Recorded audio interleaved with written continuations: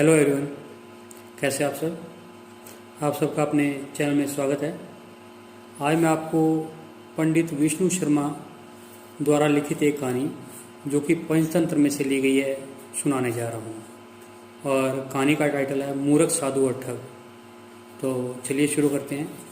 एक बार की बात है, किसी गांव के मंदिर में देव शर्मा नामक एक प्रतिष्ठित साधु रहता था। गांव में सभी लोग उसका सम्मान करते थे। उसे अपने भक्तों से दान में तरह तरह के वस्त्र, उपहार, खाद्य सामग्री और पैसे मिलते थे। उन वस्त्रों को बेचकर साधु ने काफ़ी धन जमा कर लिया था।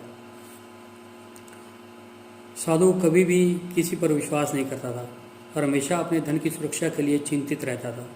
वह अपने धन को एक पोटली में रखता था और उसे हमेशा अपने साथ ही लेकर चलता था। उसी गांव में एक ठग रहता था। बहुत दिनों से उसकी नज़र साधु के धन पर थी। ठग हमेशा साधु का पीछा किया करता था, लेकिन साधु उस गठरी को कभी भी अपने से अलग नहीं होने देता था। आखिरकार उस ठग ने एक छात्र का वेश धारण किया और उस साधु के पास गया।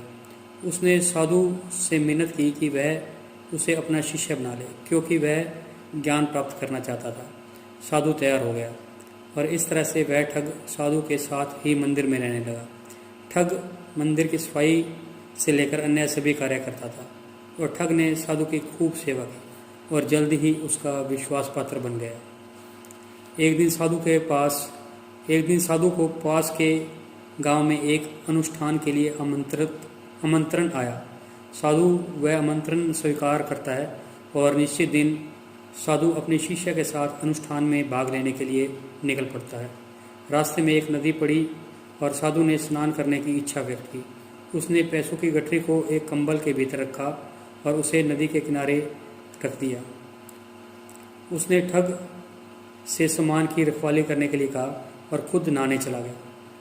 ठग को तो कब से इस पल का इंतजार था। जैसे ही साधु नदी में डुबकी लगाने गया, वह रुपयों से भरी गठरी को लेकर चंपत हो गया।